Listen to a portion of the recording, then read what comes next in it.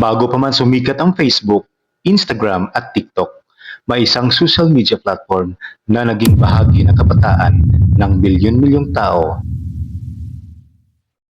ang Friendster. Matapos mawala sa social media scene sa loob ng maraming taon, muling nagbabalik ang Friendster sa 2026. Ngunit, sa pagkakataong ito, dala nito ang isang kakaibang layunin. Inalunsad ang Friendster noong 2002 at naging isa ito sa mga kauna-unahang social networking sites sa buong mundo. Dito nagsimulang makipagkaibigan online ang maraming tao, lalo na sa Asia. Isa sa pinakasikat nitong features ay ang testimonials, kung saan maaaring magsulat ng mensahe ang iyong mga kaibigan sa iyong profile. Maaari ring i-customize ang profile gamit ang iba't ibang background at disenyo. Ngunit nung dumating ang Facebook, unti-unting nawala ang kasikatan ng Friendster. Hanggang sa tuluyan nito nagsara bilang social networking site. Sa panahon ngayon, maraming social media ang puno ng advertisements, fake accounts at algorithms na siyang pumipili ng mga posts na nakikita natin.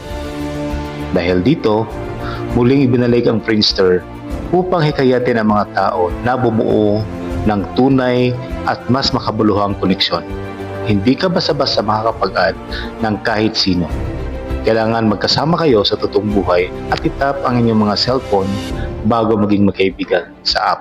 Isa sa pinakamalaking features ng bagong Friendster ay ang kawalan ng ads, kaya mas malinis at mas simple ang paggamit nito.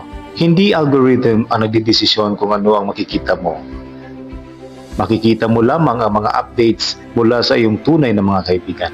Ayon sa Friendster, hindi nila ibinibenta ang personal na impormasyon ng kanilang mga app users. Kaya mas pinahalagaan ang privacy. Isa sa pinakakaibang features nito ay ang fading connections. Kapag matagal kayong hindi nakikita o nagkakausap sa totoong buhay, unti-unting hihina ang iyong online connection. Bilang paalala, ng tunay na magkaibigan ay dapat alagaan. Ang pagbabalik ng Friendster ay hindi lamang tungkol sa nostalgia. Isa ito pagtatangkang ibalik ang tunay na kahulugan ng social media. Ang pagkakaroon ng totoong koneksyon sa mga taong mahalaga sa ating buhay. Ngunit sapat kaya ito upang makipagsabayan sa Facebook, Instagram at TikTok? O mananatili na lamang itong isang alaala ng nakaraan? Ikaw, susubukan mo bang gumamit muli ng Friendster? I-comment ang iyong sagot at huwag kalimutang mag-like, share, at subscribe para sa mas marami pang documentary videos. Maraming salamat po.